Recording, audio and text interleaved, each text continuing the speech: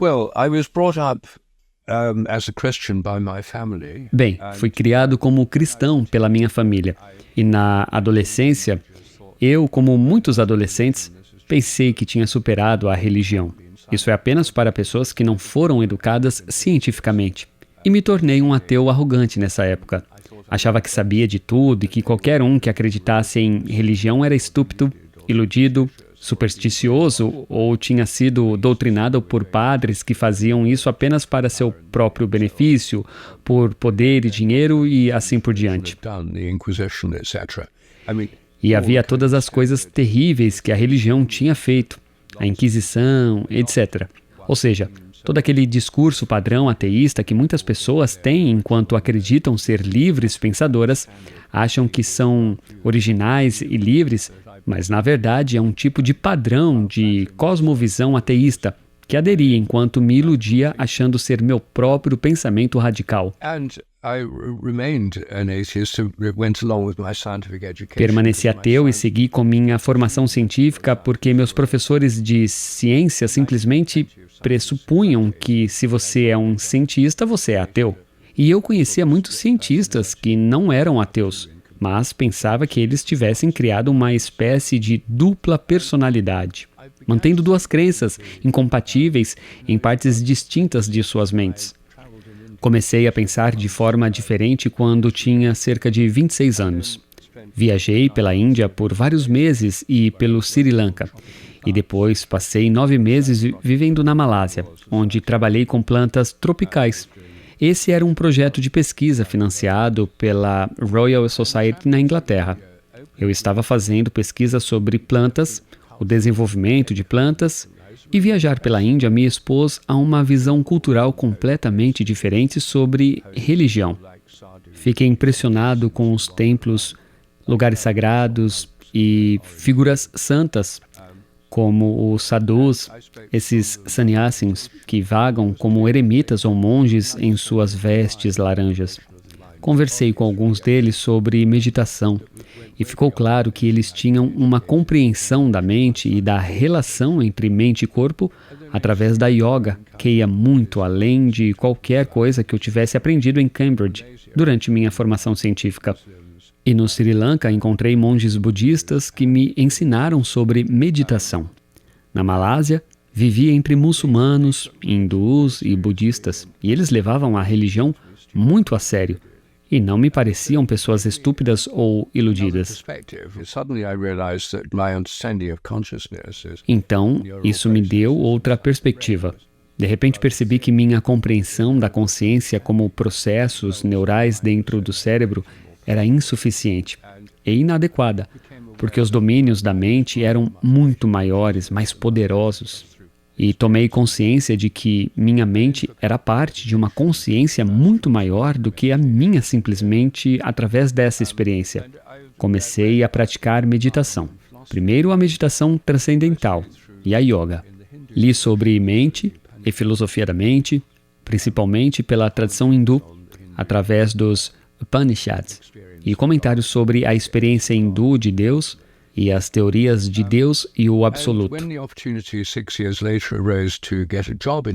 E quando 6 anos depois surgiu a oportunidade de trabalhar na Índia, em um instituto internacional de pesquisa agrícola, fui para a Índia porque estava muito atraído pela cultura indiana. Enquanto estive na Índia, após cerca de 2 anos explorando sua cultura e realmente apreciando-a, senti-me atraído de volta a um caminho cristão. E fui confirmado na Igreja do Sul da Índia aos 34 anos de idade. Foi então que conheci um monge beneditino britânico chamado Padre Bede Griffiths, que vivia em um ashram cristão no sul do país.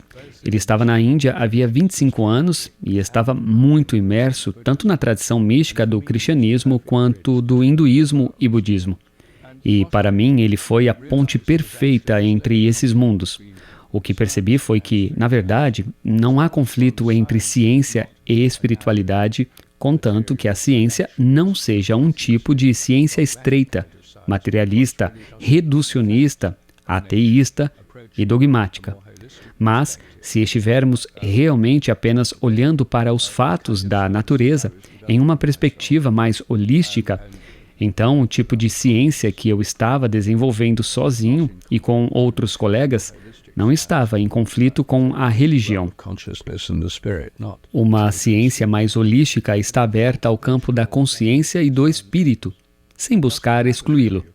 E afinal, a ciência mecanicista convencional não possui uma teoria da consciência. Ela afirma que todo o universo é composto por matéria inconsciente. Nossos cérebros são feitos de matéria inconsciente, e não há nada além de processos físicos acontecendo ali, o que, é claro, cria um problema para essa teoria. Como é que somos conscientes? Porque se tudo é inconsciente, deveríamos ser inconscientes também. Alguns filósofos materialistas no mundo anglófono fingem que somos inconscientes e que a consciência não passa de uma ilusão. Mas, como seus críticos apontam, isso não explica a consciência, porque a ilusão é em si um modo de consciência. E é por isso que é chamado de problema difícil. O materialismo não tem uma teoria da consciência, exceto dizer que ela não faz nada e é irrelevante para o conhecimento científico. Mas isso é claramente inadequado. E não é como se o materialismo fosse brilhantemente bem-sucedido em explicar a consciência. Ele é brilhantemente mal-sucedido em fazê-lo. Não tem explicação alguma.